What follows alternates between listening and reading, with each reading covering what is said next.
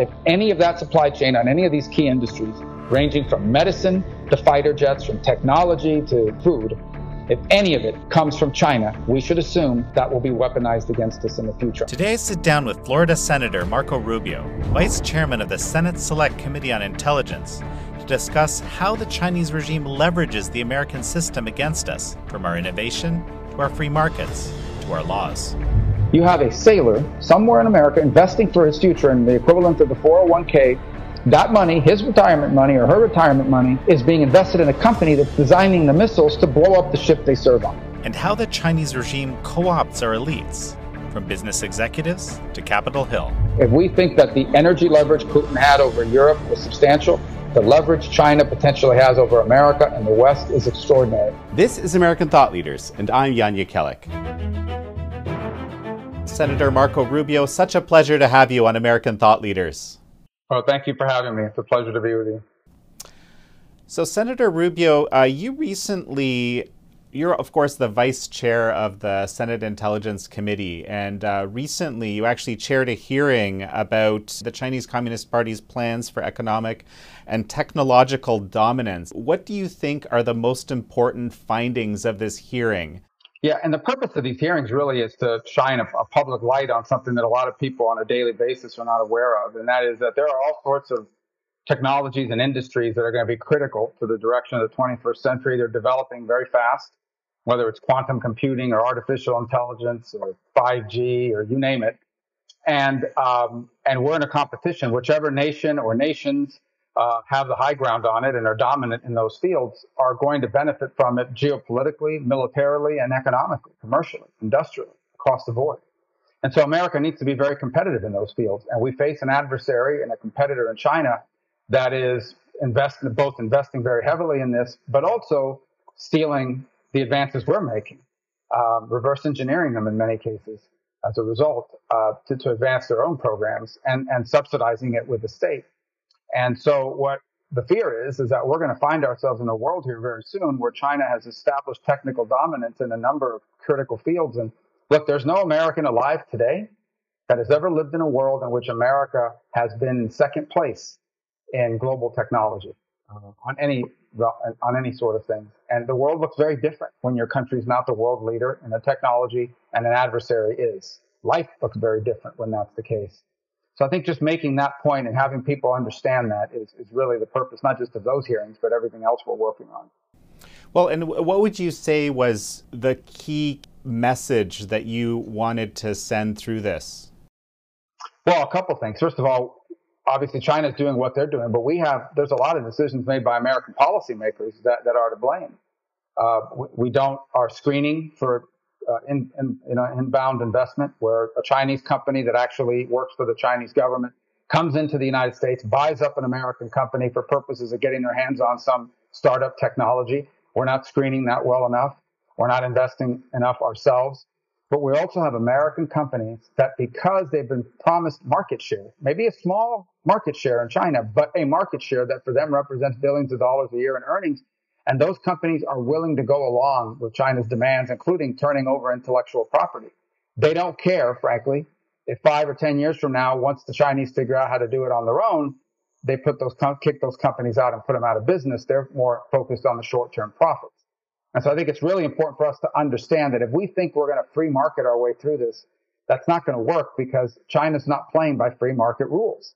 They are playing by mercantilist rules where their companies get to cheat and steal, but ours do not. They expect us to live up to the rules, but they also expect us to allow them to continue to violate them.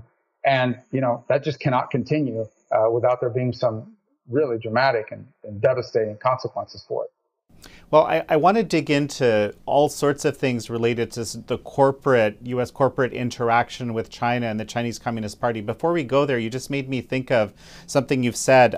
You said public policy toward China has been held hostage by left radicalism on one side or a lack of corporate patriotism. And I think you were alluding to that in what you just said.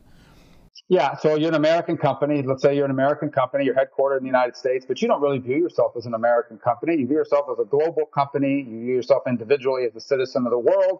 And frankly, you don't think there's any interest your job is to try to make as much money as you can this next quarter so your shareholders will be happy, your board will give you a new contract. And it doesn't matter if the way you're doing it is bad for America. And that's what a lot of companies have decided. It's not illegal, but it's what they feel like they want to do. We need to recognize that and understand that that's how these companies think. And therefore, we should not be building public policy on what these companies think is in their best interest. We have to be acting in the best interest of the country. Our job is to act in the best interest of the United States of America. That doesn't mean we're going to go after these companies and persecute them or try to deliberately harm them. But just because some company or some chamber of commerce comes up to DC and says this is bad for American business doesn't necessarily mean this is bad for America. It might be the right thing to do for our country, even if it may harm one or two corporations. And I hear about it all the time, but it's something we need to wrap our head around, or we won't have those problems in 10 years because those corporations won't be American corporations anymore. What about the left-wing radicalism element that you mentioned? Well, that's the alternative. So these are the guys that are basically, for example, American corporations who decide they're going to boycott the state of Georgia over an election law or boycott Florida over what kids are being taught when they're 5 or 6 years old in the classroom. But they have no problem doing a lot of business in China, including sponsoring Olympics in China, any country where there is no human rights, where people are summarily jailed without trial, where right now people in Shanghai are being welded shut inside their homes, and where Uyghur Muslims are put into work camps where genocide is being committed. They have a problem doing that. We have all sorts of industries that benefit from production chains inside of China that include things they know are made by slave and forced labor, but they don't care because it's cheaper. But they have no problem putting up billboards and condemning decisions made by democratically elected American politicians. So that's a real factor here, and that is the focus on that stuff here domestically and the refusal and the failure to focus on this competition we're in with China and the hypocrisy embedded in that double standard.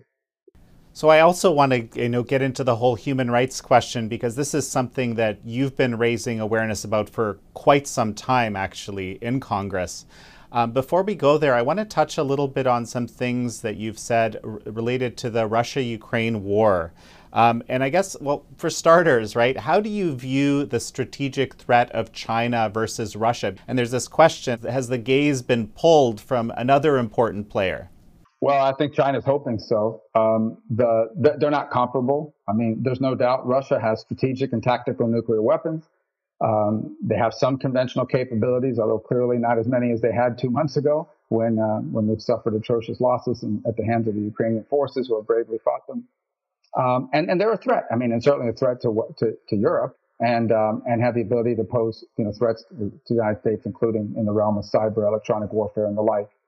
China is on a completely different scale. China is a technological, commercial, biomedical, geopolitical, military, and industrial competitor. I mean, it's not even comparable, right? So I think on a scale of 1 to 10, China's a 10 and Russia's a 3.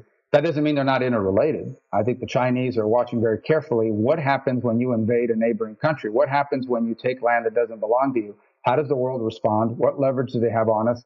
And what leverage do we have in return?